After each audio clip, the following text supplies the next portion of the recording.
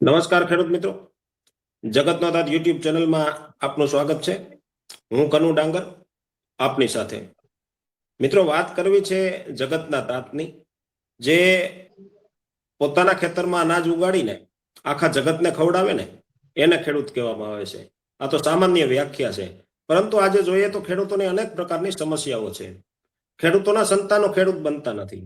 વકીલ હોય ને તો વકીલના સંતાનો વકીલ બને, ડોક્ટર હોય તો ડોક્ટરના સંતાનો ડોક્ટર બને, પરંતુ આજે ખેડૂતના સંતાનો ખેતી છોડી રહ્યા છે અને ખેતી કરવા માટે કોઈ તૈયાર નથી. ગામડાઓ મિત્રો ખાલી થઈ ગયા છે અને ક્યાંક ને ક્યાંક ખેતી છે ને આપણી પેટ ભરેલી હોય એવું લાગતું હોય છે, જેના અનેક કારણો જવાબદાર હોઈ શકે છે. સૌથી પહેલા જોઈએ તો પોષણક્ષમ ભાવ, જે આપણને કપાસ હોય, મગફળી હોય, સોયાબીન હોય, એરંડા હોય, તેના પૂરતા ભાવ મળતા નથી, એ પણ એક ખેડૂતોનું કારણ હોઈ શકે છે. ત્યારબાદ મોંઘવારીનો માર. મોંઘવારીમાં આપણે જોઈએ તો ખાતર છે, બિયારણ, દવા આજે ખૂબ જ મોંઘું છે. જે આપણને 600 થી 700 રૂપિયામાં એક ખાતરની થેલી મળતી હતી અને આજે 1700 થી 1800 રૂપિયા છે. એ પણ ખેડૂતોને ખૂબ મોંઘું લાગે છે. દવા પણ કેટલાય ગણા ભાવ પહેલાના કરતા અત્યારે ખૂબ જ વધારે મોંઘા છે. બાકી અત્યારે ટેકાના ભાવે જે મગફળી છે, કેટલાય સેન્ટરોમાં ખરીદી ધીમી ચાલી રહી છે અને ઘણા ખેડૂતો રાહ જોઈને બેઠા છે કે અમારો વારો ક્યારે આવશે. એમાં જે પ્રક્રિયા છે ખરીદી કરવાની, એમાં પણ થોડીક ઝડપ થાય અને આગળના ખેડૂતોનો વારો આવે ને ખેડૂતોને નાના મોટા પ્રસંગો ઉકેલવાના હોય છે. એ પણ એક આજે પ્રશ્ન છે. આજે મિત્રો મુદ્દો એ લેવો છે કે જે ખેત મજૂરો અને ખેડૂતો વચ્ચે સંઘર્ષ કેમ થાય છે. આ બધી ચર્ચા કરવા માટે આપણી સાથે બે ગેસ્ટ જોડાયેલા છે, જેમાં એક ખેડૂત આગેવાન છે, ખેડૂત અગ્રણી છે, વિનુભાઈ રાદડિયા. વિનુભાઈ, અમારી ચેનલમાં તમારું સ્વાગત છે. અને બીજા એક આપણા મહેમાન છે, જે સહકાર સમિતિના કન્વીનર છે અને જુનાગઢ થી જેમને આંદોલનની શરૂઆત કરી, ઠેઠ ખેડૂતોના પ્રશ્નોને ગાંધીનગર સુધી પહોંચાડ્યા અને સતત ને સતત હંમેશા ખેડૂતોના પ્રશ્નોને વાચા આપવાનો પ્રયત્ન કરતા હોય છે, એવા પ્રવીણભાઈ આસોદરિયા આપણી સાથે જોડાયા છે. પ્રવીણભાઈ, અમારી ચેનલમાં સ્વાગત છે. જી ધન્યવાદ. મિત્રો, સમજવું છે કે સૌથી પહેલા ખેડૂતોને અનેક સમસ્યાઓ તો હતી જ, વળી પાછો એક નવો મુદ્દો આવ્યો છે કે ખેડૂતો અને ખેત મજૂરો વચ્ચે ક્યાંક ને ક્યાંક સંઘર્ષ જોવા મળે છે. ખેત મજૂરો હમણાં ઘણા ગામડાઓમાં જોવા મળ્યું કે ક્યાંક ને ક્યાંક મોટી મોટી મીટિંગો થાય છે, એમાં ખેત મજૂરોના મુદ્દાઓ વિશે પ્રશ્નો પૂછવામાં આવે છે અને કેટલાય એવા સેન્ટરો છે કે જ્યાં ખેત મજૂરો દ્વારા આવેદન પત્રો આપવામાં આવેલા છે, જેમાં ખેત મજૂરોનું કહેવાનું એમ છે કે અમને ત્રીજો ભાગ કરી દેવામાં આવે અને જે સહાય ચૂકવાણી છે, જે 44,000 ખેડૂતોને સહાય ચૂકવાણી છે, એમાં પણ અમને ભાગ આપવામાં આવે. તો વિનુભાઈ, આ ખેત મજૂરોનો મુદ્દો છે ને ખેડૂતોને ખેત મજૂરો વચ્ચે ક્યાંક ને ક્યાંક સંઘર્ષ જોવા મળે છે, તો આની વિશે શું કરી શકાય? જી વિનુભાઈ. જી કનુભાઈ, આપના જગતના તાત ખેડૂત ના જે આપણે તમે ચેનલ લગાવો છો યુટ્યુબ, એના માટે ખૂબ ખૂબ અમે તમને ધન્યવાદ આપીએ છીએ કે ખેડૂતનો મુદ્દો તો અમુક ચેનલો હલકાવે છે અને ઘણા હકાલે છે, એને ધન્યવાદ છે. તો મારું કહેવાનું એટલું છે કે અત્યારે જો ખેડૂતને ટૂંકમાં આપણે એમ ન કહીએ કે ખેડૂતની વિરુદ્ધમાં જે કર્યું છે એવું આપણે ન કહીએ છીએ મજૂરો હવે, પણ મૂળ વાત એ છે ભાઈ કનુભાઈ કે ઈ લોકો એમ કે છે કે અમને કાંઈ આમાં પોસાતું નથી, અમને મજૂરી નથી મળતી, રાઈટ છે, એટલે ઈ બરાબર છે. એ મૂળ વાત ક્યાં આવે છે કે એને પોસાતું નથી, મૂળ વસ્તુ ટૂંકમાં ભાવ નથી ને એટલે એને ખેડૂને કોઈને પોસાતું નથી. એવું નથી માનવાનું કે હાલો ખેડૂત કમાઈ ગયો છે, જે વાવવા દે છે ભાગ્યો ઈ કમાઈ ગયો અને મજૂરને નથી મળ્યા ભાગ્યને, એવું નથી. પણ મૂળ વાત એ છે કે પકવતું જે અન્ન છે એને માટે આજે ભાવ જણેશના ભાવ નથી, એને માટે આજ ખેડૂને ખોટ છે અને બીજા નંબરમાં આજે પછી મજૂરને ઓછા મળે, રાઈટ છે. પણ એ લોકો આજે કે છે કે બરાબર આપણે રાઈટ છે કે મારે 20 વીઘા જમીન હોય છે કનુભાઈ, તો 20 વીઘામાંથી આપણે સમજીએ છીએ કે 5 વીઘાનો આપણે ટોટલી એમાં 4 ભાગ પાડો એટલે ચોથે ભાગે આજની તારીખમાં દઈ છીએ, સમજી લ્યો કે ચોથે ભાગે દઈશી તો આપણે 20 વીઘામાંથી 5 વીઘા આપણે જમીન એને આપી દઈશી. હાવ એટલે માનો કે ભલે આમ એમ ન કહી કે પણ જ્યાં એને વર્ષને જે આપણે જેમ મકાન ભાડે રાખીએ પછી આમાં માલિક નો આવી શકે ને, ભાડું તો જ રહીએ વર્ષ સુધી જ્યાં લગીને કરાર કરે, એવી રીતે 1 વર્ષની જમીન રાખે છે મજૂર. તો એને માટે એક પ્રશ્ન થાય કનુભાઈ કે ઈ લોકોને આપણે એમ કહી શકીએ કે 5 વીઘા જમીન ખેડૂત એને આખી પરત કરે છે. એટલે એની અંદર તમે જો ખેતી, બિયારણ, પાણી, સુપર, દવા, એમાં ટોટલી ખર્ચો ખેડૂત કરે છે ને. મજૂરને 5 વીઘાનો ભાગ એટલે ચોથો ભાગ થયો 5 વીઘામાં. તો અને એને એના 5 વીઘામાં તો એ કામ કરી શકે છે, રાઈટ છે. પણ જે 15 વીઘાની અંદર આપણને કામ કરી દે છે, આપણે મજૂરને એવું નથી ગણતા કે મજૂર ખોટા છે, એવું આપણે નથી કહી શકતા. પણ મૂળ વાત, મજૂર અત્યારે એમ કહે છે કે અમને ત્રીજો ભાગ આપો, અમને કઈ વધતું નથી. તો મજૂરોને મારે વાલા કહેવાનું એક રાઈટ છે કે તમે જો એમ કહો છો કે અમને વધતું નથી, રાઈટ છે, પણ નથી વધતું એનું કારણ છે ઈ તમે ગોતો. હું કે મૂળ જણસના ભાવ નથી. આજથી 10-12 વર્ષ પહેલા કપાસના 1500 રૂપિયા 1600 રૂપિયા હતા, બરાબર. આજ 12-13 વર્ષ 2012-13 ની સાલમાં 2012-13 ની અંદાજ હું તમને કહું છું. હવે મગફળીના 1200 રૂપિયા ભાવ હતા. તો આજ હજી સમજી લો 1200 ને આજ વર્ષ 12 થયા, તો આજ ઈના ભાવ છે.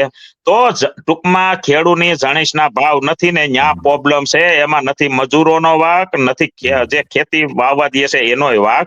એટલે એમ મજૂરો એમ કેતા હોય કે ભાઈ અમને નથી વધતું, ત્રીજે ભાગે દિયો, રાઈટ છે. ત્રીજો ભાગ ને અડધો અડધે હું કહું છું હાલો દિયો.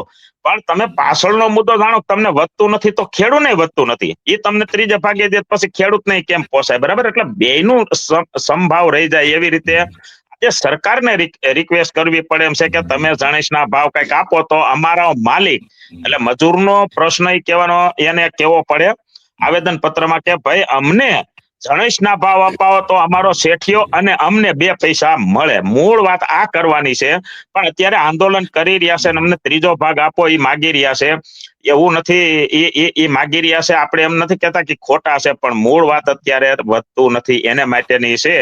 પણ મારું કનુભાઈ કહેવાનું એક જ છે કે આ ખેડૂતના દીકરાને જો એ તો આપણે અરસપરસ વાત કરી શકીએ કે ભાઈ હાલે ખેડૂતને નથી વધતું તો ખેડૂત કાલે સવારે વાવાય નહીં દે, અને વાવવા નહીં દે તો આજે ઘઉં છે, સોયાબી છે, એમાં શું છે કે ખેડૂત દીકરાને ખાલી દિવસનો પાવર છે એટલે પાણી વારવું પડે, રાઈટ છે. અને બાકી કદાચ ભલે મજૂર કરી લે, દવા છાંટી તો ઈ પણ થાય. કારણ કે ઈ હું કામ કરવાનો હું તમને પ્રશ્ન કરું છું કે દાખલા તરીકે હવે નકરી જેને બિચારાને મેજોરિટી જમીન 5 વીઘા 10 વીઘા જ હોય છે, કનુભાઈ. હવે ઈ લોકો બિચારા શું કરે તમે વિચાર કરો. હવે ઈ ભાગ ચોથો દેવા જાય તેને વર્ષના રોટલાય નો નીકળે. આજે ચોથે ભાગે દે અથવા ત્રીજે ભાગે દે તો એને માટે ખાલી પાણી વારવા પૂરતું છે. તો જેને જાજી જમીન છે 25-50 વીઘા એ વાવવા દે, રાઈટ છે, એમાં કઈ ખોટું નથી. પણ હવે આવી રીતે આ લોકો એને જો ત્રીજો ભાગ દઈ દે તો એની પાછળ કઈ વધે ને. એના ખર્ચા અત્યારે પૂરેપૂરા એટલે નથી વધતું. એનું કારણ 2 નથી જણસનો ભાવ, અને આજે ખાતર, સુપર, દવા, લાઇટ બિલ, આજે ડીઝલ બધાય ભાવ હાઈએસ્ટ વયા જાય છે. તો ખેડૂતના દીકરાને ઈ ખર્ચો તો કરવો પડે એમ છે. ઈ દર વર્ષે એના ભાવ વધે છે. અને મૂળ વાત એ છે કે જણસના ભાવ નથી આવતા. એટલે મજૂરોની આપણે એમ નથી કહેતા કે મજૂરો જે કરી રહ્યા છે દલીલ, એ દલીલ હાસી છે, આપણે એવું નથી કહેતા. પણ એને થોડુંક સમજવું પડશે કે આ જે વસ્તુ ખેડૂને નથી ભાવ આવતા એટલે આપણને કાંઈ નથી આવતા. તો સરકાર પાસે એને એ પ્રશ્ન મૂકવો જોઈએ કે ભાઈ આજે જણસના ભાવ નથી આવતા, એને માટે આજ અમારે મજબૂરી છે, અમારા શેઠ પાસે નથી આવતા તો અમને શું દઈએ. હવે કદાચ ત્રીજો ભાગ હાલો, ત્રીજો ભાગ એ માગે છે તોય છતાં ભાવ નથી તો એના હાથમાં શું આવવાનું છે? હાલો કયો. મારું કહેવાનું એક છે કે મજૂરોની વાતે આપણે ખોટી નથી કહેતા, ખેડૂતની વાતે ખોટી નથી કહેતા, રાઈટ છે. પણ મજૂરોને સરકાર પાસે આ વસ્તુ કરે. કારણ કે આપણે એમ નથી કહેતા ખેડૂત આટું તમે તમારા માલિક આટુંથી માગો. અરે તમને ચોથો ભાગની જણસ આવે છે તો તમને ચોથા ભાગની જણસનો તમને ભાવ કાલે સવારે મળે. તમે તમારા હિતનું બોલો એટલે તો ઈ રાઈટ છે. બાકી ત્રીજો ભાગ આપે ઈ રટણ કરવાનું હું એમ કહું છું કે અનિવાર્ય નથી. મારું કહેવાનું એ છે. જી કનુભાઈ. ખૂબ સરસ મજાની વિનુભાઈ વાત કરી કે એક વસ્તુના આપણે જો 4 ભાગ કરીએ ને તો અમે 1 ભાગ આપણે ખેત મજૂર અથવા ભાગિયાઓને આપવો પડતો હોય છે, અને ખેડૂતોને 2 ભાગનો ખર્ચ થાય છે. ખેડૂત તો પાછળ 1 ભાગ વધે છે અને ખેત મજૂરો કે ભાગિયાઓ પાછળ 1 જ ભાગ વધે છે, કારણ કે 2 ભાગનો તો ખર્ચ થતો હોય છે. એટલા માટે 4 ભાગ સરખાને આપણે વહેંચવાની વાત છે.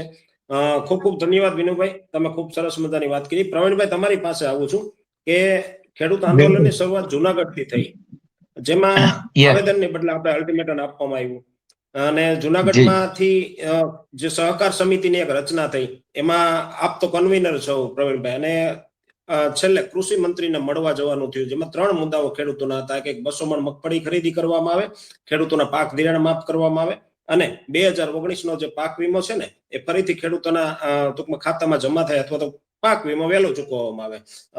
હવે આગળ જો સરકાર દ્વારા કોઈ પણ લગભગ કોઈ પણ પ્રકારની પ્રતિક્રિયા આપવામાં આવી નથી, પણ હવે ફરીથી ખેડૂત આંદોલન શરૂ થશે. જી પ્રવીણભાઈ.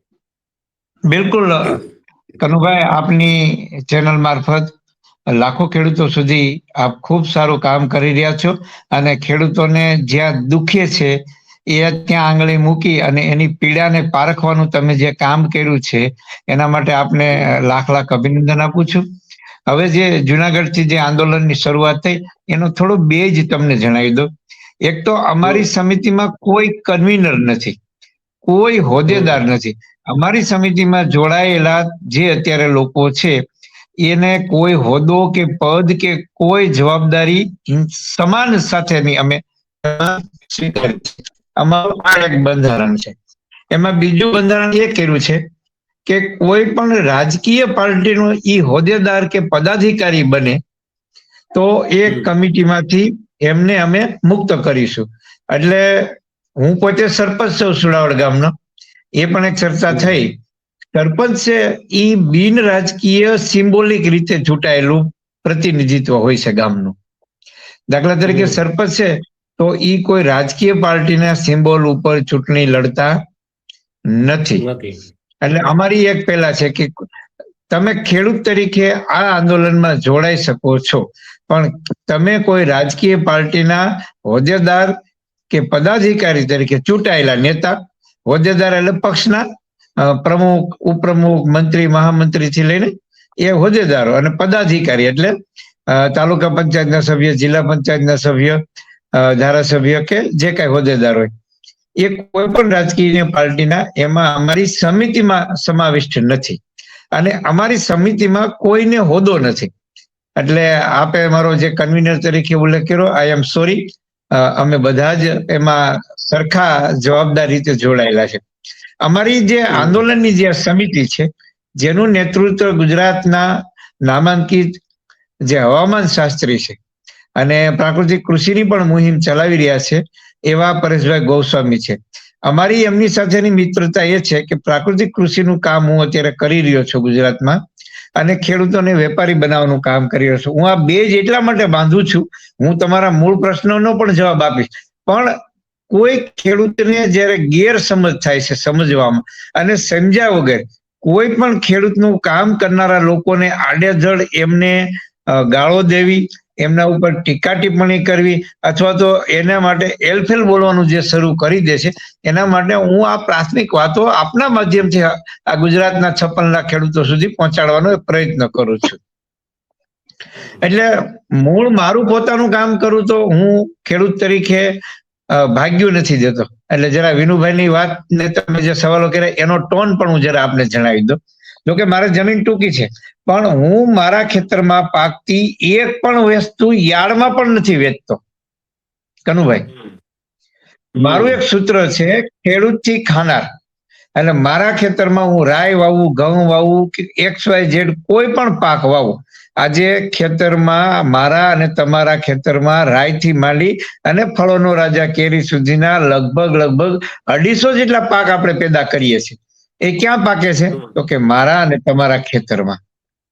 બીજી એક પણ મારે વાત કહેવી છે કે ખેડૂતથી ખાનાર સૂત્ર જે છે એને અમે અમલ કર્યો છે. અમલ કર્યો છે એટલે કે અમે સીધું અમારા ખેતરમાં પાકતી પ્રાકૃતિક ખેત પેદાશ સીધું ખાનારાને અમે એટલે કે ખરીદનારાને અમે વેચાણ કરીએ છીએ. એટલે અમે પોતે અમારા માલનો ભાવ નક્કી કરીએ છીએ. આ માધ્યમથી હું અને પરેશભાઈ વર્ષોથી જોડાયેલા છીએ. ખેડૂતો વચ્ચે આ આંદોલન કે સરકારમાં માંગનો પ્રશ્ન તો હમણાં ઉભો થયો. આ પહેલા અમે ગુજરાતમાં અનેક જગ્યાએ સાથે મિટિંગો કરી છે, ખેડૂતોને જાગૃતિ કરવાનું કામ કર્યું છે, ખેડૂતને વેપારી બનાવવાનું કામ કર્યું છે અને ખેડૂતના માલના ભાવ ખેડૂત પોતે કેમ નક્કી કરે એ મુદ્દા ઉપર અમે કામ કરીએ છીએ. કનુભાઈ, આપ સારી રીતે જાણો છે કે દુનિયાનો કોઈ પણ ઉત્પાદક, મારી વાત થોડીક લાંબી એટલા માટે કહું છું કે મૂળ મુદ્દો પહેલા સમજવો પડશે. એટલા માટે આંદોલન શા માટે કરવું પડ્યું એ વિશે પણ હું કહીશ કે દુનિયાનો કોઈ પણ ઉત્પાદક, ખેડૂત પોતે ઉત્પાદક છે, કારણ કે એના ખેતરમાં વસ્તુ પેદા કરે છે, ઉત્પાદન કરે છે. જ્યારે દુનિયાની કોઈ પણ મિલ, ફેક્ટરી, કંપની કે કારખાનામાં તો પ્રોસેસ થાય છે. શું થાય છે? પ્રોસેસ થાય છે. આજે હું એક દાણો વાવું અને 40 દાણા ઘઉંના થાય છે, પણ એ 40 દાણા કોઈ ફેક્ટરીમાં જાય તો ભલે એનો મેંદો, રવો કે જે કાંઈ બનતું હોય તો એ તો ત્યાં પ્રોસેસ થઈ છે. સાચા ઉત્પાદક તો કોણ છે? એ ખેડૂત, એટલે કે આપણે છીએ. છતાં આપણા માલના ભાવ ખરીદનારો નક્કી કરે. આ વિષયને લઈને હું છેલ્લા 10 વર્ષથી ઝુંબેશ ચલાવું છું કે આ દેશનો ખેડૂત વેપારી બને, એટલે જેથી કરીને ખરીદનારો ભાવ જે નક્કી કરે છે એના બદલે ખુદ ખેડૂત ઉત્પાદક તરીકે ભાવ નક્કી કરે. આ ભાવ જ્યારે ખેડૂત પોતે નક્કી કરતો થશે ત્યારે હું એવું માનું છું કે ખેડૂતોની તમામ સમસ્યાનો અંત આવશે. કારણ કે આપણી પડતર આપણને ખબર છે. વિનુભાઈ સવાલ કર્યો કે આપણને આજે પોષણક્ષમ ભાવ નથી. આ સમસ્યા મજૂર અને ખેડૂતો વચ્ચે એ બહુ મોટી થઈ છે. અને બીજું એક, ખેડૂતોને ગાળો દેવી હોય તો ભલે કનુભાઈ મને દેતા, મને જરાય વાંધો નથી. ખેડૂત આજે શેઠિયો બનીને જે ફરવા માંડ્યો છે ને, એ બહુ મોટી ભૂલ છે. રાઈટ. આપણે આપણો મજૂર આપણને શેઠ કહીને બોલાવે છે, એટલે આપણે 2 વેચ ઊંચા લઈએ છીએ. બરોબર. આ મારી વાત નહીં ગમે. હું બહુ વાસ્તવિકતા સાથે વાત કરી રહ્યો છું, જવાબદારી સાથે વાત કરી રહ્યો છું. પણ મૂળ કામ એ છે, તમે ભલે ભાગ્યું આપો એની હું વાંધો નથી લેતો, પણ તમે ખેતરે જઈ અને ઘરેથી ખેતરે ઘરે, એના બદલે તમારા ખેતરમાં જે વસ્તુ પાકે તમે વેપારી કૌશલ્ય કેળવીને તમે તમારા માલના ભાવ તમે જ નક્કી કરો અને માર્કેટની અંદર વેચતા થાવ. આ મારું કહેવાનું છે. આજે તમે સોશિયલ મીડિયામાં ઘણી બધી બાબતો ઉપર વાત કરી અને વેચી શકાય. કનુભાઈ, હું આપના માધ્યમથી ખેડૂતોને હજી કહેવા માંગુ છું કે સોશિયલ મીડિયાના માધ્યમથી તમારા ખેતરમાં તમે રાય વાવો કે તમે શાકભાજી વાવો, કઠોળ વાવો, અનાજ વાવો, ફળફળાદી વાવો, મસાલા પાક વાવો કે XYZ કાંઈ પણ વાવો, તમે સીધું વેચાણ કરો તો તમે ભાવ નક્કી કરી શકો. તમારા ખેતરમાં તો તમારો ભાગ્યો કામ કરે છે, તો તમે માર્કેટનું કામ કરો. તમારે તમારું ગામ છોડી તાલુકા પ્લેસ ઉપર કે જિલ્લા પ્લેસ ઉપર તમારે કઈ દુકાન ખોલી અને વેપાર કરવાની હું વાત નથી કરતો, એટલે બરાબર સમજજો. તમારે તમારા માલનું પેકિંગ કરી, સાફ સુથરું કરી, તમારો ભાઈ, દીકરો, ભાણિયો, ભત્રીજો અમદાવાદ, સુરત, રાજકોટ, ભાવનગર, જ્યાં પણ વાપી, વલસાડ, વડોદરા, ભરૂચ કે જ્યાં પણ વસવાટ કરતો હોય, ગાંધીનગર, એમના ગ્રુપમાં તમે વેચાણ શરૂ કરો. દિવસે દિવસે તમારું વેચાણ વધશે. મારી વાત અહીંયા કરવાની નથી, મારે તો ખેડૂતની વેદનાને વાચા આપવાની છે ને એમાંથી કેમ બહાર લાવવાના આંદોલન ઉપર તમારો સવાલ છે. પણ આ 2 જ હું કહું છું. આજે હું મારી વાત એટલા માટે કરું છું, હું ભાગ્યું નથી દેતો. હું કોઠીંબાની ખેતી કરું છું. કોઠીંબાની કાચરી આજે 900 રૂપિયા કિલો વેચાણ કરું છું, અને 900 રૂપિયા બદામના ભાવ છે, કોઠીંબાની કાચરીને 900 રૂપિયા છે. ઘઉંનો પોક હું 400 રૂપિયા કિલો વેચું છું. હવે તમે ઘઉં 500 રૂપિયા મણ વેચો છો, અમે પોક 400 રૂપિયા કિલો વેચીએ છીએ. અમે ઘઉંની સેવ બનાવી છે. આ નૂડલનો જન્મ તો હમણાં થયો. મારા અને તમારા બા અને દાદીમાં આ ઘરે ઉનાળે જયારે ઘઉંનું આપણા ઘરે ઘઉં આવી જાય ખળામાં, એટલે ઉનાળે સેવ પાડતા અને એને સાકરમાં કે ઘી ગોળમાં આપણને ખવડાવતા ભૂખ્યા થતા. ત્યારે ઈ ઉનાળાની ઋતુ એટલે ગરમ ઋતુ, અને આ સેવની એની તાસે ઠંડી, એટલે આપણને ગરમ ઋતુમાં ઠંડો ખોરાક મળે. આવી આપણા ગૌઢાની કોઠાસૂઝ હતી. ઈ સેવ અમે બનાવી છે, 300 રૂપિયા કિલો વેચીએ છીએ. હમણાં અમે ભાખરી બનાવવાનું શરૂ કર્યું પ્રાકૃતિક ઘઉંની, 500 રૂપિયા કિલો વેચાણ મૂક્યું. વિચાર કરો કે 400 રૂપિયા કિલો ઘઉં વેચીએ, એટલે પોક વેચીએ તો 8000 રૂપિયાના મણ થયા. 300 રૂપિયા કિલો ઘઉંની સેવ બનાવીને વેચીએ તો 6000 રૂપિયાની મણ થઈ. ઘઉંની ભાખરી બનાવી અને બજારમાં મેં મૂકી, લોકોએ સારો પ્રતિસાદ. 500 રૂપિયા કિલો છે તો 10,000 રૂપિયાની મણ છે. કનુભાઈ, હું કોઈ પણ ખેડૂતને કહું છું, મારે બેંકમાં ધિરાણ લીધેલું નથી. મેં બેંકમાં પાક ધિરાણ લીધું નથી છેલ્લા 3 વર્ષથી. અને એટલા માટે કે અમે ભાખરી, ઘઉંનો પોક, ઘઉંની સેવ અને કોઠીંબાની કાચરી વેચી અને અમે અમારી આવક 5 વીઘામાં, મને ગાળું દે હું જો શબ્દ બોલે વીઘે 1 લાખ રૂપિયા કમાવશું તો ગાળું દે, કારણ કે એ વાત લોકો સમજી નથી શકતા એટલા માટે. છતાં પણ ખેડૂતને ચિંતા છે, મારે લોન મારી માફ નથી કરવાની, તેમ છતાં ખેડૂતની વેદના હું જાણું છું. એ વિષય ઉપર હવે મારે આવવું છે. ખેડૂત હું કામ દેવાદાર થયો છે? ખેડૂતને સરકારને પણ અમે વિનંતી કરી છે કે સરકારને કહીએ છીએ કે એક વખત ખેડૂતને દેવામાંથી તમે બહાર કાઢો, પછી ખેડૂતને કેમ પગબર ઉભા કરવા એની પણ અમે ગામડે ગામડે જઈને મિટિંગો કરીશું, ખેડૂતમાં જનજાગૃતિ લાવીશું, ખેડૂતના માલનું માર્કેટિંગ અમે શીખવાડશું, ખેડૂતને વેપારી બનાવશું. ખેડૂતને અમે જુદા જુદા 4 સૂત્ર આપ્યા છે, એમાં બધાની વાત નહીં, પણ ખેડૂત કેમ દેવાદાર થયો, ખેતી આજે કેમ કષ્ટદાયક થઈ, ખેડૂત ઉપર કેમ દેવું થઈ ગયું, એ વાત વિષય ઉપર અને તમારા સવાલ ઉપર મારે જવું છે. પહેલી વાત, ગુજરાતના 56 લાખ ખેડૂતો છે, 51 લાખ ખેડૂતો ઉપર આજે દેવું છે અને ઈ દેવું છે 1,46,462 કરોડ રૂપિયા. ગુજરાતના ખેડૂતોનું દેવું 1,46,462 કરોડ રૂપિયા છે અને આ છે બધું બેંકોનું લેણું. અને પ્રાઇવેટ ખાનગી કે સાહુકારો પાસેથી હોય એનો કોઈ પણ આંકડો આપણી પાસે ન હોય, કારણ કે કોને લીધું હોય, કેવી રીતે લીધું હોય, એ બધું ખાનગી અને ગુપ્ત હોય છે. આમ જોવા જાવ ને ઈ આંકડો, ખાનગી આંકડાને આપણે અંદાજિત આંકડો ગણીએ તો આજે ગુજરાતના ખેડૂતો ઉપર 2 લાખ કરોડનું દેવું છે. કેટલું? 2 લાખ કરોડનું દેવું છે. એટલે ખેડૂત આજે દેવામાં દબાઈ ગયો છે અને આ ખેડૂતો ઉપર સરેરાશ આનો તમે ભાગાકાર કરો 2 લાખ કરોડ અને 51 લાખ ખેડૂતોનો ભાગાકાર કરો તો સરેરાશ 4 લાખ એક ખેડૂત ઉપર એવરેજ દેવું છે. એમાં નાના મોટા ખેડૂતો હોય, નાના ખેડૂતો એની ઉપર ઓછું હોય, મોટા ખેડૂતો ઉપર વધુ હોય. અને ત્યારે પરેશભાઈ ગોસ્વામીએ એને ખેડૂતની વેદના ને વાચા આપવાનું કામ, ખેડૂતોને દેવાથી મુક્ત કરવાનું સરકાર પાસે એક આપણે ગામડાની એક ભાષામાં કહીએ તો ધા નાખી છે. શું કર્યું છે? ધા નાખી કે અમે ખેડૂતો વતી તમારી પાસે માંગવા આવ્યા છે અને ગુજરાતના ખેડૂતોને એક વખત દેવા મુક્ત કરો. 2019 પાક વીમો સરકાર કંપનીએ જ્યારે કોર્ટે ચુકાદો આપી દીધો છે કંપનીને કે ભાઈ તમારે ચૂકવવો પડશે, તો સરકાર એમાં એને દખલગીરી કરી અને કંપની ઉપર વહેલામાં વહેલી તકે ખેડૂતોના ખાતામાં જે એ હકનો છે 2019 થી બાકી છે, આજે 6 વર્ષ થયા, તો એ મળવો છે. બીજું, ગયા વર્ષે સરકારે 200 મણ મગફળી ટેકામાં ખરીદી હતી. સરકારને એ બાબતે આપણે ધન્યવાદ આપીએ છીએ, અભિનંદન આપીએ છીએ, પણ તો સરકારે આ વખતે 125 મણ કરી નાખી.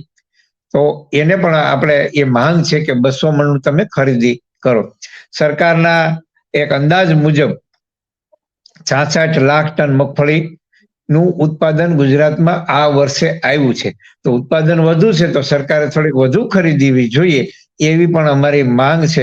ગુજરાતમાં 20 લાખ હેક્ટરમાં મગફળીનું ખાલી વાવેતર હતું, તો વાવેતર પણ ગઈ સાલના પ્રમાણમાં એમાં વધારો થયો છે.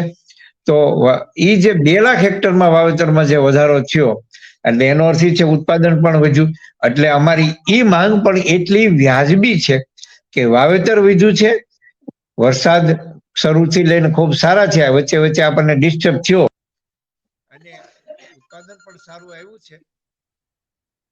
આપણે સરકારને એ પણ અમારી વિનંતી છે કે 200 મણ મગફળી ખરીદવી જોઈએ. આ વર્ષે તો લગભગ હવે ખરીદી પૂર્ણ થાય, પણ હમણાં શિયાળુ સિઝન આવશે એમાં સરકારે જાહેર કર્યું છે કે તુવેર અને ચણા આ 2 કઠોળ પાક ખરીદવાના છે. ત્યારે સરકારને અત્યારથી જ આપણે વિનંતી કરીએ છીએ કે તમે 200 મણની ખરીદી કરો, જેથી કરીને મોટા ખેડૂતોનો પણ સારો એવો માલ એમાં જાય. કારણ કે મોટા ખેડૂતો એટલે એને ખર્ચાય પણ મોટા હોય છે, મજૂરી ખર્ચી વધુ લાગે, તો ખેડૂતોને અન્યાય ન થાય. કારણ કે મોટા ખેડૂતો ઉપર દેવું કનુભાઈ વધારે છે. વેનુભાઈ આપણે સારી રીતે જાણીએ, જેમ ખેડૂત મોટો એમ દેવું વધારે હોય એની ઉપર. હવે મારે સરકારે શા માટે દેવું માફ કરવું જોઈએ એ મુદ્દા ઉપર જવું છે. મૂળ ખેડૂત દેવામાં દબાઈ ગયો છે એની પાછળના 4 કારણો મારે દેવા છે તમને, અને એનું એક મારું સૂત્ર છે 4M. એમાં પહેલો એમ મારે તમને આપવો છે. એમ એટલે મોન્સૂન. મોન્સૂન એટલે હવામાન. કનુભાઈ છેલ્લા 5-7 વર્ષમાં તમે જોવો ને તો હવામાનમાં એવડો મોટો બદલાવ આવ્યો છે મોન્સૂનમાં. ગમે ત્યારે અતિવૃષ્ટિ થાય, ગમે ત્યારે વાવાઝોડું થાય, ગમે ત્યારે કમોસમી આવે, ગમે ત્યારે માવઠું થાય અને ગમે ત્યારે વરસાદની ખેંચ પડે છે. એટલે આ ખેતી છે એ સંપૂર્ણ કુદરત આધારિત હવામાનને ધ્યાને રાખીને થતો આ એક એવો વ્યવસાય છે. એટલે શું થયું, આપણે જો આ દિવાળી પછી 7 દિવસ માવઠું ન થયું હોત તો કનુભાઈ આપણા ખેતરનું એક પણ દાણો બગડવાનો હતો નહીં અને નહીં. હવે આપણો માલ બગડવાનો નહોતો, તણાવવાનો નહોતો, સડી જવાનો નહોતો, તો આપણે સરકાર પાસે કોઈ પણ પ્રકારની માંગ કરતા નહોતા. આપણો માલ બગડી ગયો, હળી ગયો, તણાઈ ગયો, ક્વોલિટી બગડી ગઈ, મગફળી ઉગી ગઈ, ભાવ આપણને નીચા મળ્યા, ચારે બાજુથી ખેડૂત ઘેરાઈ ગયો. એટલે સરકારમાં આપણે ધા નાખી કે અમારા ખેડૂતોનું દેવું માફ કરો. હવે બીજો એમ એટલે મેન પાવર એટલે મજૂર. અત્યારે જે તમે પહેલો પ્રશ્ન વિનુભાઈને કર્યો કે બે મજૂર અને ખેડૂત સામે જો આવી જાય તો આ ખેત વ્યવસાય ભયંકર મુશ્કેલીમાં અત્યારે સામનો કરી રહ્યો છે. એ વિકટ પરિસ્થિતિમાં પલટાઈ જાય તો મજૂર અને ખેડૂતનું પણ સંકલન ન રહે. એમાં કોઈ નેતા થવાની જગ્યાએ ખેડૂત અને મજૂરનું અહિત ન કરે એવી હું બંને પક્ષે એક વિનંતી કરું છું. જેને કોઈ ચડાવે નહીં, ખોટા ભરમાવે નહીં, ખોટી એમની પાસે ગેરવ્યાજબી માંગ કોઈ પાસે ઊભી ન કરે, ખેડૂત મજૂરો પાસે ગેરવ્યાજબી માંગ ન કરે, મજૂર ખેડૂત ખાતેદાર પાસે ગેરવ્યાજબી માંગ ન કરે, એવી મારી બંને પક્ષે અપીલ છે. અને બંનેનું હિત જળવાય એ પણ હું આપને વિનંતી કરી રહ્યો છું. આપના માધ્યમથી મજૂર પણ સાંભળતા હોય તો એમનું પણ અહિત ન થવું જોઈએ. એમને પણ બાલ બચ્ચા પરિવાર હોય, એ આપણા ખેતરમાં જ્યારે એમનો કહેવાય ને કે એમનો વિસ્તાર એટલે એમના એરિયો છોડીને આપણા ખેતરમાં રહેવા આવતા હોય તો એમનું પણ અહિત ન થવું જોઈએ, સામે ખેડૂતનું પણ અહિત ન થવું જોઈએ. ગેરવ્યાજબી માંગણી ન થવી જોઈએ. એટલે બંને પક્ષે સમાધાનકારી વલણ અપનાવી, મારે મારી અંગત વાત ન કરવાની, પણ મારે ત્યાં દીકરા દીકરીના લગ્ન છે એટલે હું 1 મહિનો આ મારા પારિવારિક પ્રસંગમાં જોડાયેલો છું. પછી હું સંપૂર્ણ રીતે ખેડૂતો અને મજૂરીની વચ્ચે પણ આવવાનો છું કે બંને પક્ષે ક્યાંય ગેરસમજ ન થાય, કોઈ ખોટા ભરમાવે નહીં અને બંનેનું સાથે મળીને, કારણ કે આ છે આપણે મજૂર અને ખાતેદાર એ એક સિક્કાની 2 બાજુ છે કનુભાઈ.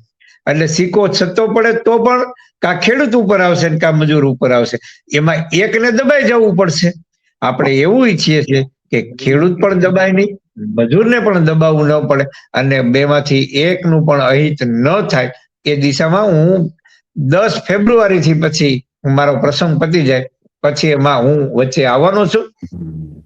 ત્રીજો આપણે મોન્સૂનની વાત કરી એટલે જે આપણી પરિસ્થિતિ વિકટ ઊભી થઈ. બીજી આવી જ અત્યારે મજૂરોની સ્થિતિ છે. મજૂર ખોટા નથી, સામે ખેડૂત પણ ખોટા નથી. સમસ્યા બેયની ક્યાં છે? કુદરત બગાડે તો બેયનું બગડે છે, ભાવ નથી મળતા. એટલે મજૂર જો ખેતી છોડી દેશે તો પણ ખેતી થવાની નથી. ખેડૂત મજૂરને નહીં બરકે તો ખેડૂતનું પણ કામ થવાનું નથી. તો આ બંને સંકલન કરી અને એકબીજાની સમસ્યા હોય તો સાથે બેસીને ઉકેલ લાવી અને બંને સાથે મળીને કામ કરવું જોઈએ, આવી મારી બંને પક્ષોને વિનંતી છે. હવે ત્રીજો છે, એમાં વિનુભાઈનો જે પ્રશ્ન હતો કે આપણને ભાવ નથી મળતા એ વિષય ઉપર. ત્રીજો એટલે માર્કેટ. આપણે સમસ્યા ક્યાં છે કનુભાઈ? આપણે મારી મગફળી પલ્લી ગઈ સમજવા માટે, તો મારી મગફળી સરકારમાં ન લે કારણ કે ડેમેજ થઈ ગઈ હોય, રિજેક્ટ થાય, સરકારના 1452 રૂપિયાના ભાવ છે, એ મારી મગફળી પલ્લેલી બગડેલી 1000 રૂપિયામાં ગઈ. મને 1450 રૂપિયાનો પ્રતિ મણ નુકસાન પડ્યું મને. એટલે હું ખેડૂત તરીકે આ બધા ખેડૂતની વાત કરું, મને એટલે મારું ઉદાહરણ આપું છે. મારે તો મગફળી હતી જ નહીં, એટલે પણ જેની બગડી ગઈ એની હું વાત કરું છું. હવે તમે વિચાર કરો કે આમાં 1450 અને 1000 રૂપિયા, આમાં ખેડૂતનું પણ અહિત થયું છે અને મજૂરનું પણ અહિત થયું છે. બંનેને ક્યાંય હિત જળવાનું નથી, એટલે બંનેને નુકસાની છે.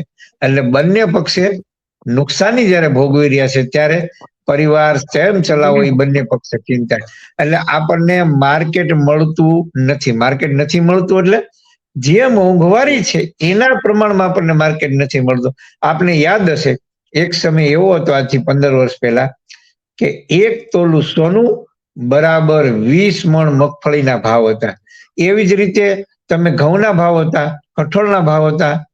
આ બધું જ મોંઘવારીના પ્રમાણમાં ભાવ હતું.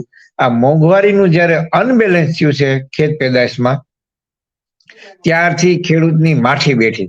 જો મારે અત્યારે દીકરા દીકરીના લગ્ન છે, સોનું કરાવવાનું જાવ તો અત્યારે મજૂરી સાથે 1.5 લાખ રૂપિયાનો ભાવ છે 1 તોલાનો. હવે મારે મારો 20 તોલા કરાવવું હોય તો મારે 20 ખાંડી મગફળી થઈ જાય એટલે 20 તોલા મારું હોનું થઈ જતું હતું. આજે કેટલા ખાંડી મારે મગફળી જોઈ? 1 તોલું કરાવવા સરકારના ભાવ ગણીએ ને તો 5 ખાંડી મગફળી મારે જોઈ. કેટલી જોઈ? અને 20 તોલા હોનું કરાવવું હોય તો મારે 100 ખાંડી મગફળી જોઈ.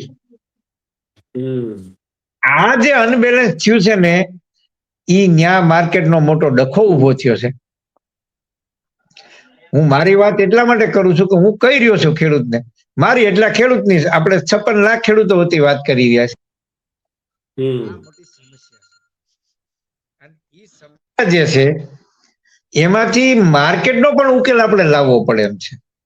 એટલે પેલો એમ છે મોન્સૂન, જેનાથી આપણને નુકસાન પારાવાર થઈ રહ્યું છે. અતિ વરસાદ પડી જાય તો નુકસાન. બીજું, મજૂર મારા ખેતરમાં કામ કરવા ન આવે તો પણ મારો પાક ઘેરે નથી આવતો. આજે ઘણા બધા ખેડૂતોને એવું થયું જેને મજૂર નહોતા મળ્યા એવા ખેડૂતોનો પાક ખેતરમાં પલળી ગયો, તણાઈ ગયો, ઉગી ગયો અને સડી ગયો.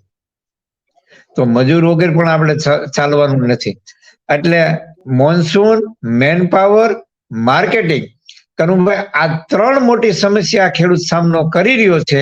એટલે ચોથો એમ એટલે મની, મની એટલે પૈસા, અને ખેડૂતના ખિસ્સામાં પૈસા નથી આવતા એટલે ખેડૂત દેવાદાર થઈ ગયો છે. અને એટલે અમારી પરેશભાઈ ગોસ્વામી આગેવાનીમાં અમારી સમિતિ બની છે. એ સમિતિ આખું આ ગુજરાતના 56 લાખ ખેડૂતોનું નેતૃત્વ કરી અને સરકારને અમે અપીલ કરી છે.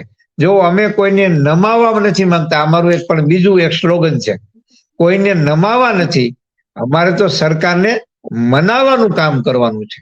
શું કરવું છે? એને વિનવણી કરીએ છીએ. અને સરકારે અમને મળવા માટે બોલાવ્યા કૃષિ મંત્રીએ, તો અમારા સમિતિના 15 મેમ્બરો છે, ગયા હતા અમે અમારી સાથે એ રાઉન્ડ ટેબલ એટલે ફરતા બેસીને ચર્ચા કરી. અમારા તમામ સદસ્યોએ જે કાંઈ વાત હતી સરકારના ધ્યાને મૂકી. ભાઈ જીતુભાઈ એવું કીધું કે હા, સરકાર હંમેશા ખેડૂતો માટે પોઝિટિવ રહેશે અને એ એમણે અમારી વાત લઈ અને સરકારની કેબિનેટમાં મૂકવાની એ એમની જવાબદારી છે. હા, એક વાત એ ખરી કે હજી અમને સરકાર તરફથી અમારી આ 3 માંગ છે એનો જવાબ આવ્યો નથી.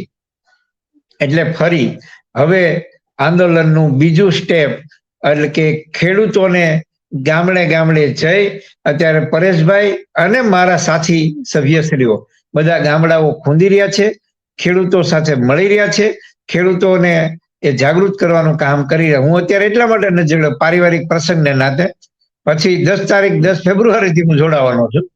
એ મારા સમિતિના મેમ્બરો પાસેથી પણ મેં રજા લઈલી છે. એટલે કનુભાઈ, આપણા ખીચા એટલે કે ખેડૂતોના ખીચામાં પૈસા નથી પૂરતા આવતા મોંઘવારીના પ્રમાણમાં, એટલે ખેડૂત દેવાદાર બન્યો. આ વાત મારે સરકારને આપના માધ્યમથી કેવી છે, ખેડૂત ઉપર શા માટે દેવું થયું. અને એ દેવું થયું છે એટલા માટે આપણે સરકારને કહીએ છીએ કે અમારે તમને નમાવા નથી, અમારે તમને મનાવવા માટે અમારી વિનંતી છે. અને ગુજરાતના 56 લાખ ખેડૂતો વતી અમે આપને મનાવીએ છીએ. આપ માની જાઓ અને અમને આ દેવા મુક્ત કરો. ફરી ખેડૂતો ઉપર દેવું ન થાય એની ફરી અમે ઝુંબેશ પણ ચલાવશું હમ. જી કનુભાઈ. ખૂબ સરસ મજાની પ્રવીણભાઈ વાત કરી. સૌથી પહેલા તો પ્રાકૃતિક ખેતી વિશે પ્રવીણભાઈ, ખૂબ ખેડૂતોની આપણે આ ચેનલ છે જગતનો તાતી, ખેડૂતો માટે જેટલા ખેડૂત મિત્રો ચેનલ જોતા હશે એને પ્રાકૃતિક ખેતી વિશે ખૂબ સરસ મજાની માહિતી આપી કે ખેડૂત વેપારી બને અને પોતાના ખેતરને દુકાન બનાવી દે તો આવનારા સમયમાં જે ખેડૂત પાક પકાવે છે એને એ જ પાકનું પ્રોડક્શન જો પોતે કરશે તો હજી આવનારા સમયમાં ખૂબ જ ફાયદો થશે. દાખલા તરીકે કોઈ કપાસ, મગફળી, સોયાબીન એક ને એક વસ્તુ વાવવાથી કોઈ ફાયદો નથી. દરેક ખેડૂત મસાલા પાક પણ વાવી શકે. જેમ પ્રવીણભાઈ વાત કરી કે કોઠીમડાની પણ ખેતી કરે છે, બીજી ઘણી પ્રકારની પ્રવીણભાઈ ખેતી કરતા હશે, પ્રાકૃતિક ખેતી કરે છે, એનાથી પણ ખેડૂતોને ઘણો ફાયદો થશે.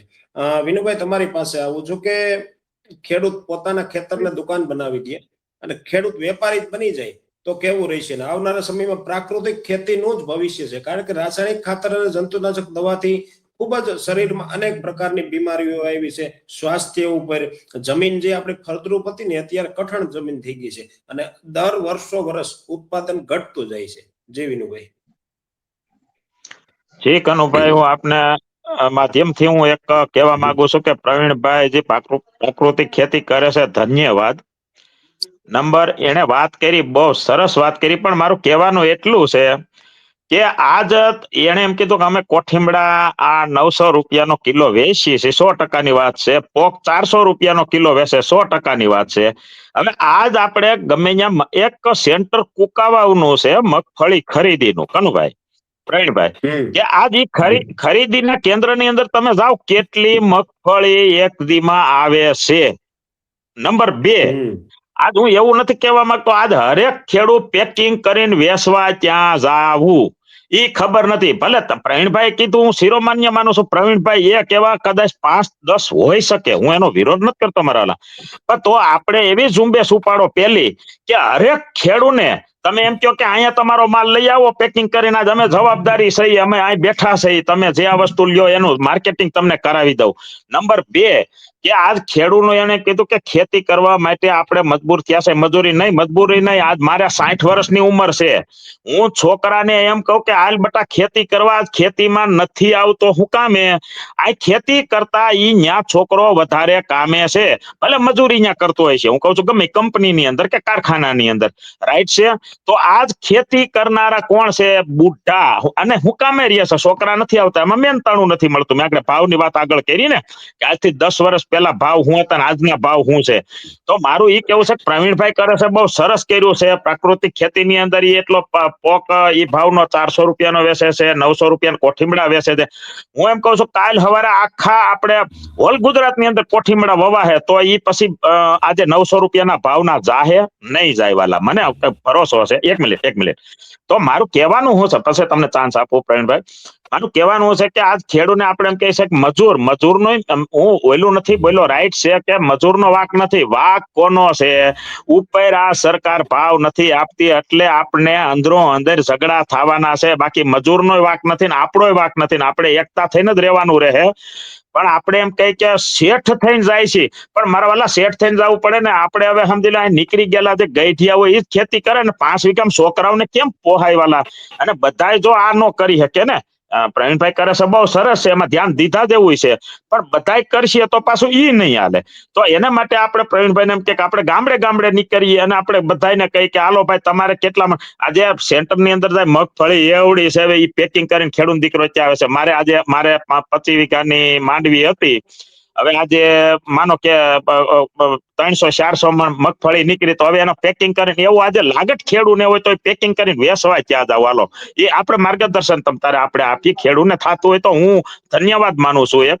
તો એના માટે આપણે આ વિચારવું છે કે ખેડૂત ખોટો નથી અને ભાગ્યાય ખોટા નથી, મજૂરે ખોટા નથી, પણ ખેડૂને મારે પેકિંગ કરીને વેચવું છે, પણ જગ્યાએ ક્યાં? આજે મારે એક્સપોર્ટ માલ કરવા, હાલો પોપટા વીણીને પેકિંગ કરીશ. આપણે નબળો પોપટે કાઢી નાખીએ, ગમે એ વસ્તુ જાણીશ વાવીએ છીએ, એમાં આપણે એકદમ કમ્પ્લીટ કરી. પણ એવી રીતે બધાય મળશે કરવા, કનુભાઈ, ભાઈ પ્રવીણભાઈ. તો ઈ માર્કેટ કઈ રીતે કરી શકે? તમે કરો છો તો પ્રવીણભાઈ કરે છે, ધન્યવાદ છે. તો એના માટે મારે એમાં જોડાવું છે. એવા કાલે બધાને આપણે જોડીએ તો ભેગું ન થાય. જી બોલો પ્રવીણભાઈ. વિનુભાઈ, આપની વાત બરાબર, પણ તમે મારી વાતને સમજી નથી શીખ્યા. બોલો ને વાલા. આપણે હા, આપને જણાવી દઉં કે આ જે બધી માંડવી છે એ સરકારે લીધી ને જી. આ વર્ષે. હા, એ સરકારે કોને દીધી? મિલુને જ દીધી ને. પછી ઈ તેલ કોને ખાધું? મિલુ વાળા ખાઈ ગયા? નહીં, આપણે કોને ખાધું? આપણે જ ખાધું ને. બધાએ. જી. તો બસ મારી ઈ જ વાત છે કે ખેડૂત થી ખાનાર આ તો શું થાય છે કે મારા ખેતરની મગફળી હું યાર્ડમાં લઈ જાઉં, ત્યાં ખરીદવા આવે, ત્યાંથી મિલમાં જાય, ત્યાંથી ડબ્બો બકાય, ત્યાંથી પછી રાજકોટના મોટા હોલસેલના ડેપોમાં આવે, ત્યાંથી બગસરાની કરિયાણાની દુકાનમાં આવે, અને ત્યાંથી હું હુડાવડથી લેવા જાઉં. એ માંડવી હુડાવડથી જ ગઈ હતી. હા. ક્યાંથી ગઈ હતી? છોડાવડ. ગુજરાતમાં આપણી મગફળી, હવે તમને થોડું ડીપમાં કહી દઉં, ગુજરાતમાં નહીં પણ દેશમાં પર માથા દીઠ એટલે કે એક વ્યક્તિ દીઠ 15 કિલો તેલની વપરાશ છે. કેટલી વિનુભાઈ? આ વર્ષે. હા, 15 કિલો. તમે ઘરે 4 જણા છો તો તમારે 4 ડબ્બા મિનિમમ જોતા હોય. એટલે એક વ્યક્તિને એક ડબ્બો. એક ડબ્બો. આ દેશમાં 140 કરોડની વસ્તી છે. 140 કરોડ ડબ્બા તેલના જોઈ. એ મગફળીનું તેલ હોય, સોયાબીન હોય, રાયડાનું હોય, સૂર્યમુખીનું હોય, તલનું હોય, પામોલીન હોય, કપાસિયા હોય, અને મકાઈનું તેલ અને ચોખાનું તેલનું મૂરખ બનાવવાનું મોટું કારસ્તાન છે. આ વિષય તમને જરા ખોલીને કહી દઉં. સમયની મર્યાદા છે કનુભાઈ કે? લગભગ 5 મિનિટ. હવે તો હવે એક મુદ્દો લઈ લો. લઈ લ્યો 5 મિનિટ. તમે ચોખા, હવે તમને ડીપમાં કહું કે રાયથી માંડી અને ફળોનો રાજા કેરી સુધીના 250 પાક છે ને, એને 7 વર્ગમાં ડિવાઈડ કરવા પડે. એક કઠોળ વર્ગ એટલે મગ, ચણા, તુવેર, આ તે બધું આવે. અનાજ પાક એટલે ઘઉં, જુવાર, બાજરો, ચોખા, મકાઈ. શાકભાજી, તેલીબિયા, સૂકા મેવા, મસાલા પાક અને ફળફળાદી. એમ ચોખા અને મકાઈ ઈ અનાજ વર્ગનો પાક છે. હવે એમાં તેલ કેવી રીતે નીકળે? તમને બીજું ઉદાહરણ દઉં, તેલ ન નીકળે એનો પુરાવો આપું. તમે ચોખાનો લોટ દળો, ચોખાને દળો એટલે લોટ થઈ જાય. જો એમાં તેલ હોય તો તમારી ઘંટીનું પડ કે તમારો હાથ ચીકાસ વાળો થવો જોઈએ. ચોખાના પાપડ ઘરે બને છે, હમણાં લગ્ન સિઝન હોય તો એમાં ચોખાનો જે કંસાર બને છે, ઈ લોટની અંદર કોઈ દી કોઈનો હાથ ચીકણો થયો કે હાથે જરાય કઈ ધાબુ પડ્યું તેલનું? નહીં. મકાઈ આપણે જયારે આપણા પશુ ગાય ભેંસને ખવડાવીએ છીએ ત્યારે એનું ભડકું કરીએ છીએ. જો એમાં તેલ હોય તો ઈ લોટ ચોટવો જોઈએ. કનુભાઈ, મારી વાત બરાબર કે ખોટી છે? ના ના, સાચી વાત છે. એવું ક્યાંય જોવા નથી મળતું કે મકાઈ કે ચોખામાંથી તેલ નીકળે. બરાબર. તો આજે મકાઈમાં અને ચોખાના તેલના ડબ્બા કરિયાણાની દુકાનોમાં પડ્યા હોય તો આ ક્યાંથી આવે છે? જેનું હું કહું આઈ નો નીકળે, ક્યાં ભારતમાં નો નીકળે, ક્યાંય પાકિસ્તાનમાં, અમેરિકામાં ક્યાંય નીકળે છે? આઈ નો નીકળે, ન્યાય નો નીકળતું હોય. તો ચોખાનું તેલનું એમ એની પાછળ બીજા તેલો પધરાવી દેવામાં આવતા હોય છે. આપણા દેશમાં 70% ખાદ્ય તેલ આયાત કરે છે. એનું ભાઈ, આ મારો તમને સવાલ એટલા માટે, તમે કીધું ખેડૂત ક્યાં વેચવા જાય, તો 70% તેલ આયાત થાય છે. બીજું, આ મિલ વાળાનું જે તેલ છે ઈ ક્યાંય હામું વરે ભટકાણું આપણને કે ઓહો ઓણ તો આ મિલ વાળાએ માંડવી પીલી નાખી, પણ એના તેલ વેચાણું ને ગોડાઉનના ડબ્બા ભીડ્યા છે. ક્યાંય તમને દેખાણું? એના જો વેચાઈ જતા હોય તો ખેડૂત પાસેથી કેમ ન વેચે? આજે મારી પાસે એવા હજારો ખેડૂતો છે કે 4000 રૂપિયાનો 70 પ્રાકૃતિકનો ડબ્બો વેચે છે, 4500 રૂપિયાનો વેચે છે. તો સામે ખાનારા છે, પણ પ્રમાણિકતા અને નિષ્ઠા સાથે અણીશુદ્ધ જે બોલીએ એવું તેલ આપવું પડે, એવી રાઈ આપવી પડે, એવી મેથી આપવી પડે, એવા ઘઉં આપવા પડે. લોકોને ભાવ આપવામાં ક્યાંય વાંધો નથી. અમે વેચીએ છીએ. કોટીબાની કાચરી 900 રૂપિયા કિલો, બધા આખું ગુજરાત બનાવે ન વેચાય. પણ જે મહેનત કરી શકે એવા હોય. હા, હું ઈ તમારી વાત ઉપર જ આવું છું. આખા ગુજરાતને કઈ કોટીબાની કાચરી ન બનાવવાની હોય. તમે શેનું વાવેતર કર્યું છે? નહીં, તમે કયો તમે શેનું વાવેતર કર્યું છે? નહીં, મગફળીનું મેં કર્યું છે, પણ ભાઈ ઓનલી વન વિનુભાઈ, આપણે તમે એક જ હોય. મેં મગફળીનું કર્યું છે, પણ ઓનલી વન આપણે એકલા બધી પ્રોસેસ ન કરી શકીએ ને, એટલે એ માટે એમાં બે ત્રણ જણા હોય ને, આપણો ભાંડેડું હોય કે આપણો છોકરો હોય તો એ પ્રોસેસ કરી. એકલો ખેડૂત બિચારો હું કરી કે હું તમે કરી શકીએ, પણ હરેક ખેડૂત આ વસ્તુ કરી શકે એવું શક્ય નથી. વિનુભાઈ, આ બધાને બધું કરવાનું ન હોય. જી સરકારે, હું જો સરકારની વાત કરું છું એટલે એની કોઈ પોઝિટિવ કે પાછા ગાળાગાળ કરતા નહીં, જે સાંભળે છે.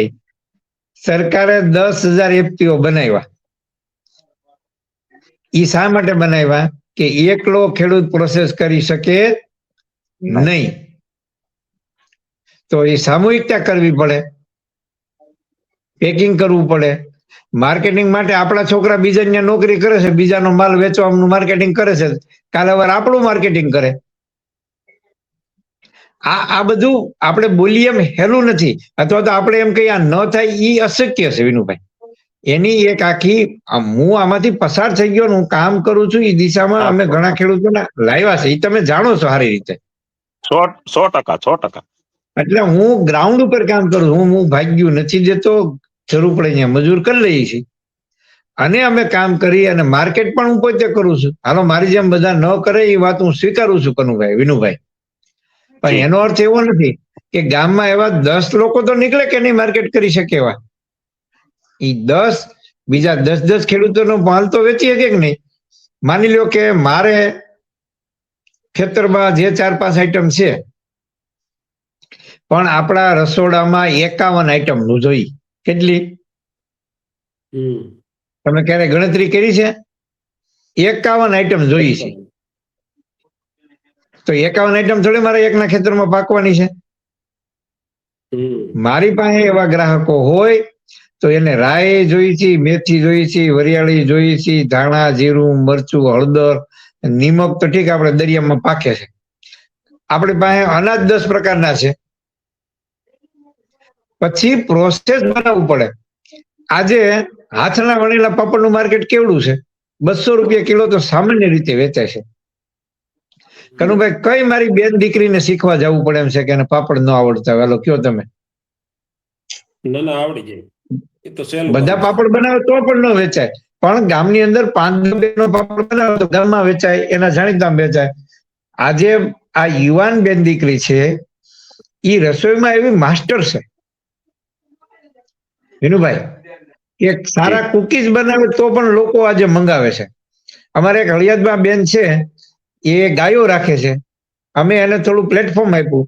એ ગાયના દૂધના પેંડા, પછી ગાયના ઘીમાંથી મોહનથાળ, અડદિયા, અત્યારે સીઝન છે, તો આવું બધું બનાવે છે. રોજના એના 30 પાર્સલ જાય છે, રોજના કહું છો. અને સોશિયલ મીડિયાના માધ્યમથી જ વેચાણ કરે છે. આવા જે લોકો કામ કરી રહ્યા છે એને મળવું જોઈએ. એ શું શું બનાવે છે એ બનાવે, એ જ બનાવવું એવું જરૂર નથી. વિનુભાઈ, તમારા પત્નીને એટલે કે મારા બેનને તમે સારી જીરાપુરી બનાવતા આવડતી હોય, સારા ગાંઠિયા બનાવતા આવડતું હોય, તો ઘરે બને તમારા ચણા, તમારું તેલ, કોના બાપની હાડી બાર? આપણાથી નીચે તો દુનિયામાં કોઈને પડતર ન આવે ને.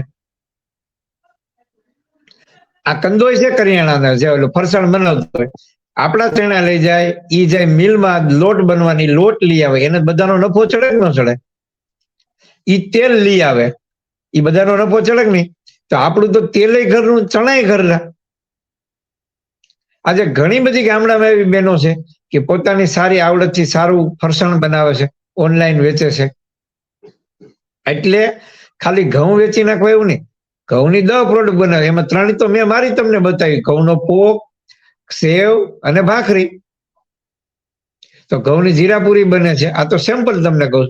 એમ એક એક વસ્તુની 10-10, 20-20 આઈટમ બનાવે. વિનુભાઈ, આજે હાથના વણેલા પાપડ 200 થી 250 રૂપિયા કિલો વેચાય છે ને તમારે વેચવા ન જવા પડે. તમે રોજ 5 કિલો બનાવો એટલે તમારે 1000 રૂપિયા. તમારા ઘઉં પ્રવીણભાઈ તમારી વાત હાસી છે. પર્સનલી પ્રશ્ન થાય ને ભલે એક ધંધો કરીએ કે તો બધા મજૂર નથી હોતા ને બધા શેઠ નથી હોતા, એમ હું કહી શકું કે બધા વડાપ્રધાન નથી હોય શકતા, બધી પ્રજા પણ ન હોય કે. એને માટે તમે જે કીધું બહુ સરસ કીધું કે ઈ જનરલી ટૂંકમાં બધાની વાત કરીએ એટલે હવનો ધંધો હોય છે, પણ ખેતી એક જ એવો ધંધો છે કે એમાં ખોટ જાય છે. હું માનું તા લગીન, હું તો કરું છું એટલે હું કરતો તો મને અનુભવ નથી. એ હુકાને ખોટ જાય છે એનું કારણ એક છે કે પોષણક્ષમ ભાવ મળતા નથી. 5 વર્ષે ગમે વસ્તુ ડબલ થાય તો ખેડૂતની 12 વર્ષે ડબલ નો થાય, એનો મારો પ્રશ્ન છે વાલા. વિનુભાઈ, મેં મારી વાતમાં કીધું કે પ્રવીણભાઈ, એક મગફળીના મિનિટ, ભાવ પ્રવીણભાઈ, એમાં એવું છે કે એક ને એક વસ્તુ, જે ખેડૂતો કપાસ વાવે ને તો બધા ખેડૂતો એક સાથે કપાસ જ વાવે, મગફળી વાવે ને તો બધા ખેડૂતો તૂટી પડે એટલે મગફળીનું જ વાવેતર કરે. પણ આપણે જેમ પ્રવીણભાઈ કીધું એમ કે 50 કે 51 વસ્તુ આપણે રસોડામાં જોઈએ. બધી ખેડૂતો અલગ અલગ થોડી મસાલાની વસ્તુ હાથે વાવવું જોઈએ, પણ એમાં થોડોક શિક્ષણનો અભાવ છે. પ્રવીણભાઈ, માર્કેટિંગ કરવા માટે જો સોશિયલ મીડિયા થોડું ઘણું ફાવતું હોય, આવડતું હોય તો પણ ખેડૂતો માર્કેટિંગ કરી શકે. હવે મોટાભાગના ખેડૂતો હોય ને આમાં મોટી ઉંમરના છે જેને મોબાઈલ વાપરતા આવડતું નથી, એ પણ એક પ્રશ્ન છે ને. એને યોગ્ય પ્રવીણભાઈ ક્યાંક ને ક્યાંક પ્લેટફોર્મ મળતું નથી. ઘણા મારા વિસ્તારમાં પણ ગાય આધારિત પ્રાકૃતિક ખેતી ઘણા ખેડૂતોએ કરેલી છે, અને પરંતુ ઘણી વખત એવું બને છે કે આપણે ફરીથી પાછા પૂછીએ ને 2-3 વર્ષ પછી કે પ્રાકૃતિક ખેતી અત્યારે ચાલુ હોય ને તો ઘણા ખેડૂતો એમ કહે છે કે ના ભાઈ, હવે તો હવે તો ગાયું ને આમ બધું બંધ કરી દીધું. ઘણા ખેડૂતો એવું કહે છે. પણ તમે વાત કરી ને પ્રવીણભાઈ, એમાં હું સમજ છું કે રમેશભાઈ રૂપારેલિયા છે, ગોંડલ વોરાકોરડા, એનું ગોંડલની પાસે ગામ છે. વિનુભાઈ, 1000 થી માંડીને 10,000 નું કિલો ઘી અથવા તો એના વધારે રૂપિયાનું ઘી લોકો વેચતા છે, અને 5 કે 10 વર્ષ જૂનું ઘી લોકો વેચે. એટલે પોતાના જ પ્રોડક્ટ્સનું એને માર્કેટિંગ કર્યું અને ખૂબ સરસ મજાનું પ્લેટફોર્મ એક તૈયાર કરી અને એ બીજી ઘણી બધી પ્રકારની પ્રોડક્ટ વેચતા છે. પ્રવીણભાઈ પાસે જે કોઠમડાની વાત કરી એ પણ ખૂબ સરસ મજાની વાત કરી. જી પ્રવીણભાઈ, ટૂંકમાં શું કહેશો? વિનુભાઈ, આખી વાત ભાઈ કનુભાઈ આપણે કહીએ તો હું એમ માનું છું, હું તમારી વાત સાથે બિલકુલ સહમત છું કે મોટી ઉંમરના લોકો માર્કેટિંગ ન કરી શકે, પણ આપણે 10 ખેડૂતો મળી અને એક યુવાનને ભાડે રાખી શકીએ કે નહીં? આજે ભણેલા ભાડે મળે છે. જો તમે પૈસા કમાવો તો તમે ભાડે રાખી શકશો. આ રિલાયન્સ કંપની છે એ મુકેશભાઈ એકલા હકાવે છે.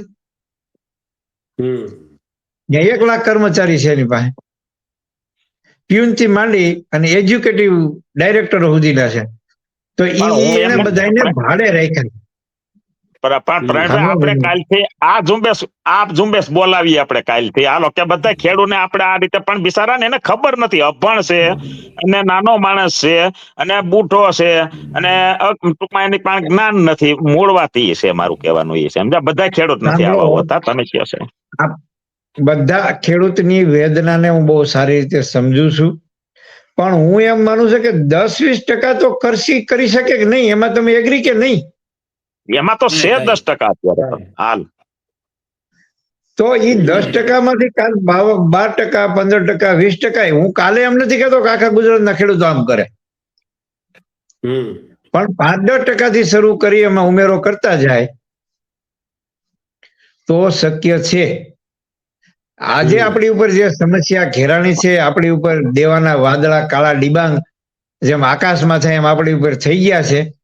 એ બધી જ વાત હું સમજુ છું, પણ એમાંથી આપણે બહાર તો આવવું પડશે ને પડશે. સમસ્યા છે એવું જો કાયમ આપણે ગીત ગાયા કરશું તો સમસ્યાનો કોઈ ઉકેલ નથી.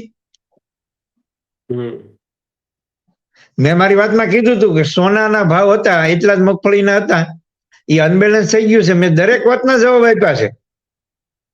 એટલે એનો અર્થ શું થયો કે આપણને ભાવ નથી મળતા મોંઘવારી પ્રમાણે. ટૂંકમાં ભાવ નથી મળતા એ મેં આખા મારા ફોરેમમાં કીધું, એટલે આપણા ખિસ્સામાં પૈસા નો આવ્યો, માર્કેટ નો મળ્યું એટલે.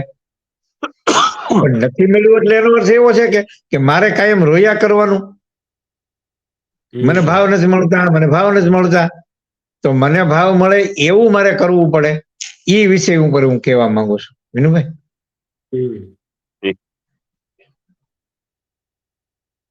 નહીં, ખૂબ હું તો સરસ કરીએ આપણે મજાની સાથે મળીને પ્રવીણભાઈ કરીએ વાત કરી. કરીએ અને ફરી પાછી એક આપણે ડિબેટ કરીએ ને બંને મહેમાનોને ફરીથી આપણે બોલાવશું અને ફરી પાછી એક ડિબેટ ખેડૂતો માટે. અને આ વખતે પ્રવીણભાઈ પ્રાકૃતિક ખેતી વિશે ખૂબ સરસ મજાની તમારી પાસે માહિતી છે અને ખેડૂત કેવી રીતે વેપારી બને ને પોતાના ખેતરને કેવી રીતે દુકાન બનાવી શકાય. ખૂબ મજા આવી પ્રવીણભાઈ તમારી સાથે. વિનુભાઈ રાદડિયા આપણી ચેનલમાં જોડાણા, એમની સાથે પણ ખૂબ ચર્ચા થઈ. ખૂબ જ વ્યવસ્થિત ખેડૂત લક્ષી અનેક પ્રકારની માહિતી હોય તો આપણી ચેનલ દ્વારા આપણે પહોંચાડવાનો પ્રયત્ન કરીએ છીએ. મિત્રો, આવી જ રીતે ખેડૂત લક્ષી કઈ નવા વિડીયો જોવા માટે અમારી ચેનલને લાઈક, શેર અને સબસ્ક્રાઇબ કરવાનું ભૂલશો નહીં. તમામ બંને મહેમાનોનો અમારી ચેનલમાં ખૂબ ખૂબ આભાર. ધન્યવાદ. ધન્યવાદ.